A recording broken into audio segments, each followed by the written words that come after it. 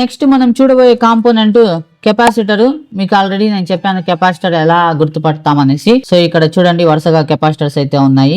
ఈ కెపాసిటర్స్ బాగున్నాయా, లీక్ అయిపోయినాయా, షార్ట్ అయినాయా అనేసి ఎలా చెక్ చేస్తామంటే, ముందుగా మనం మల్టీమీటర్ ని బీప్ బజర్ రేంజ్ లో పెట్టుకుంటాం అనమాట. ఇక్కడ బీప్ బజర్ రేంజ్ లో నేను మల్టీమీటర్ పెట్టుకున్నాను. దీని తర్వాత ఇక్కడ గ్రౌండ్ మీద మనము నెగిటివ్ గానీ లేదా పాజిటివ్ వైర్ ని గానీ ప్రోబ్స్ ని గానీ పెట్టుకోవాలన్నమాట. ముందుగా నేను ఇక్కడ ప్రోబ్ మీద, ఇక్కడ గ్రౌండ్ మీద ఈ విధంగా పెట్టేసుకున్నాను. నెక్స్ట్ కెపాసిటర్ మీద మనం ఏం చేస్తామంటే, ఒకవైపు ఇలా చెక్ చేస్తాం, రీడింగ్ వస్తుంది. ఇంకో వైపు చెక్ చేసినప్పుడు బీప్ రావాలి.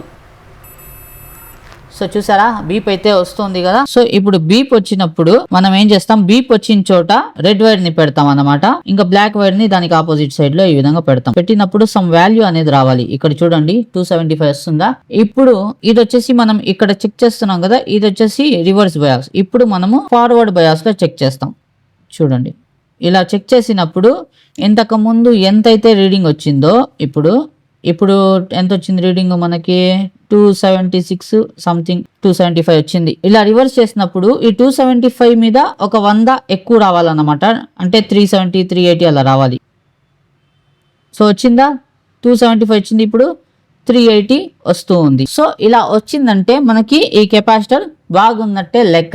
ఒకవేళ ఇలా రాలేదనుకోండి, అలాంటప్పుడు ఇక్కడ ఈ కెపాసిటర్ పాడైపోయి ఉండొచ్చు, లేదా ఈ కెపాసిటర్ పాడు కాకపోయి ఉండొచ్చు కూడా. ఈ లైన్ లో దీనికి సంబంధించిన మనం అప్పుడు స్కీమాటిక్స్ చూస్తాం అనమాట. ఈ కెపాసిటర్ ఉంటుంది కదా, దీని కనెక్షన్ ఎక్కడెక్కడికి పోతుంది, ఆ లైన్ లో ఎన్ని కెపాసిటర్స్ ఉన్నాయి, ఎన్ని కాయిల్స్ ఉన్నాయి, ఎన్ని ఐసీలు ఉన్నాయి, వాటిని చెక్ చేస్తాం అనమాట. దాంట్లో ఏమైనా లీకేజ్ ఉంటే ఈ కెపాసిటర్, ఆ లైన్ లో ఉన్న కెపాసిటర్స్ లో లీకేజెస్ అనేసి చూపిస్తుంది అనమాట. ఈ విధంగా మనము దీన్ని చెక్ చేస్తాము. ఇంకా మనము దీన్ని క్లారిటీగా చెక్ చేయాలంటే కెపాసిటర్ ని బోర్డు లో నుంచి బయటకు తీసేస్తాం అనమాట.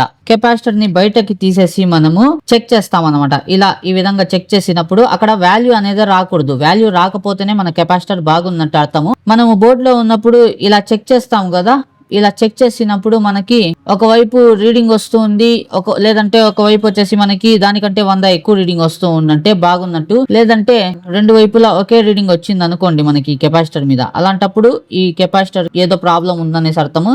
దాన్ని బయటకు తీసి చెక్ చేస్తాం. చెక్ చేసినప్పుడు మనకి ఎటువంటి రీడింగ్ అయితే రాకూడదు. రీడింగ్ వచ్చిందంటే ఆ కెపాసిటర్ పాడైపోయినట్టు అర్థము.